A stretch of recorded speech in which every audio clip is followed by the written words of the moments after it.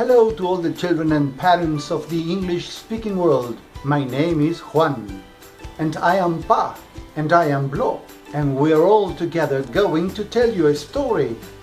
Before that, I want to tell you that I've written 30 short stories, original, creative, that I made up many years ago to make my two little sons sleep, who now are grown. But they are a marvel anyway. My stories teach values in order to grow up as a morally good person. The good news is that I made the decision of narrating them and of making videos of them. So here it is, story number 2, the teaching bubble. Jones was a boy who had very set ideas about the world. He didn't like orders, he despised criticism, and above all, the warnings that came with them.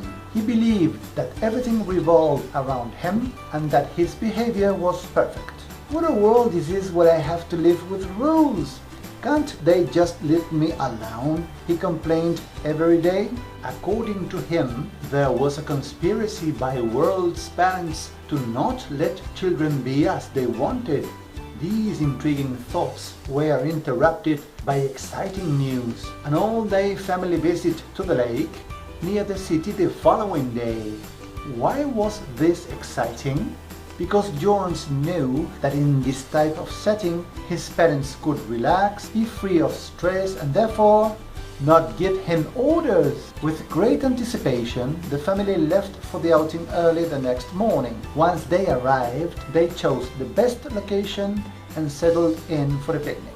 Jones' father lit the barbecue's fire and chopped the meat. His mother and aunt set the table. His sisters dressed the salads, while Jones observed a boat taking tourists out onto the lake.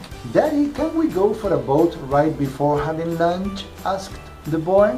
His father saw the boat too and pointed it to his wife, who gladly agreed to the idea. They went to the boarding dock, paid the fare, boarded the craft, put their life vests on, and set off. "Jones, don't get so close to the edge. You might fall off," warned his mother. He moved away a little farther away, but shortly afterwards he got close again. Thus he kept up the ancient childhood tradition of pretending that one takes notice to later do as one pleases, passing unseen. In this case, his desire was to be closer to the water and touch it with his fingers. "Jones, pay attention to your mom," said the father out loud. Just as he issued this warning, the boat's driver made a sudden turn to avoid crashing into a canoe steered by two reckless girls who paddled right in front of the prow. As expected, the disobedient young man lost his balance, fell overboard and into the water. The captain spun around, just as the other passengers realized in horror that the life vest was floating and Jones wasn't anywhere in sight. Both worried parents immediately jumped into the water and began diving to rescue their son. They searched and searched, staying under for several seconds at a time. They ducked again and looked frantically until becoming exhausted and getting cramps. In the meantime, the boat remained in the same spot. Without finding their son, John's parents got on board with heavy hearts, hugging and bursting into tears for the loss. "Where's Jones?" asked the sisters with sorrow. "And did Jones actually die?" "No, of course not. Due to his sudden fall into the water, he did indeed sink. With the shock from the accident, he didn't open his eyes in the water, and so he didn't realize that he was paddling towards the bottom of the lake. Since it is their job to stay alert, some mermaids noticed what happened and acted quickly. "Action, ladies, come on," said some mermaids. "Mermaids in a lake? Don't mermaids only live in the ocean?" "Not at all.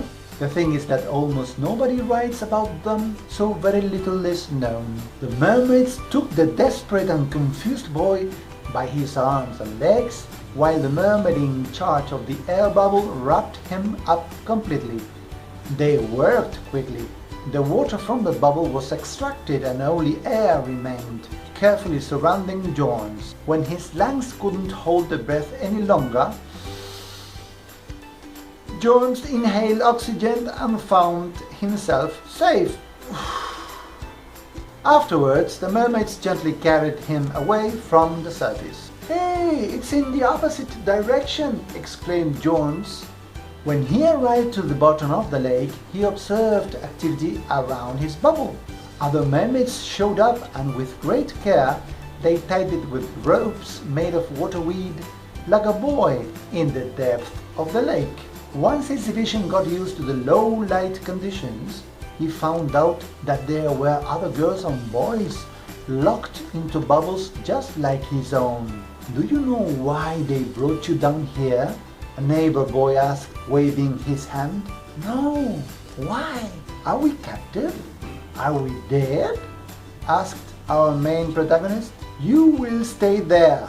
We have all the time in the world to wait," expressed some mermaids who were passing by.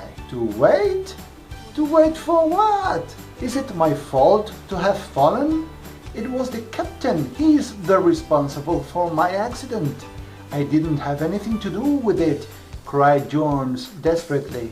A mermaid came up to his bubble and said that he didn't want to see the truth. That being said, she swam away like fishes do. "You have to let me go. Don't you realize that my mother and father believe I am dead and must be mourning my death? They are not to blame for this. The only thing they wanted was that I get away from the boat's edge, that something dangerous could happen. I mean, uh-oh," stammered the boy while realizing his thoughts aloud. Some mermaids began to surround the bubble just as Jones realized that if he had paid attention to his parents' warnings, it would have made no difference that the boat's captain made the sudden maneuver or not. He would have saved himself because he wouldn't have been on the boat's edge. So, was this his own fault? "Oh yes, I couldn't see it before, but it's now so clear," he cried out with relief, talking to himself while watching the mermaids, and all of a sudden they began setting him free from the bottom of the lake, gently carrying his bubble to the surface. "And you saved me from drowning! Unbelievable! Now I see it clearly! I am so sorry for being rude to you," Jones confessed excitedly. "Do you understand now, Jones, that it was not us who freed you from the bottom? You did, as you made yourself accountable for the accident, and most importantly, you regretted your actions," they said, rising closer and closer to the surface. "How can I thank what you did for me, pretty mermaids?" asked Jones when saying goodbye.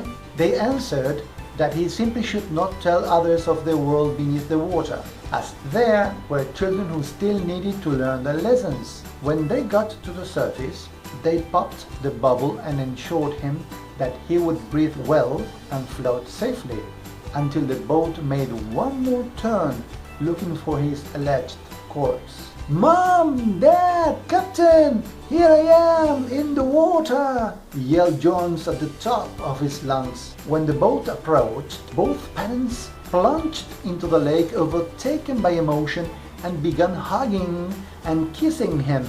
Once on the deck, the aunt scolded the captain for the unexpected maneuver causing the accident.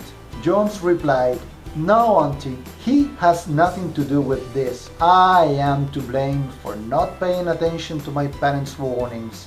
The lake gave us back a more conscious son," they say with great happiness. What lesson does this story teach us? It aims to teach the children to understand that without good advice, warnings, or instructions, he or she won't learn as fast as by trial and error, where death could loom over. Besides, it shows that remorse is very sound, because it is a guarantee that the same mistakes won't be made again. Well, dear children and parents, if you liked this story, it would be very good to me if you rate it with a like just below at right. The most important of all, please share this video with your friends. That way, all the English-speaking families of the entire world will know about this amusing story. Please click on this curved arrow below at left. And if you want to know when will I upload more story videos, subscribe to my channel by clicking on the red rectangle that is down at left. In case you want to share with me on the social networking, here are the main addresses. See you till the next story. Bye bye.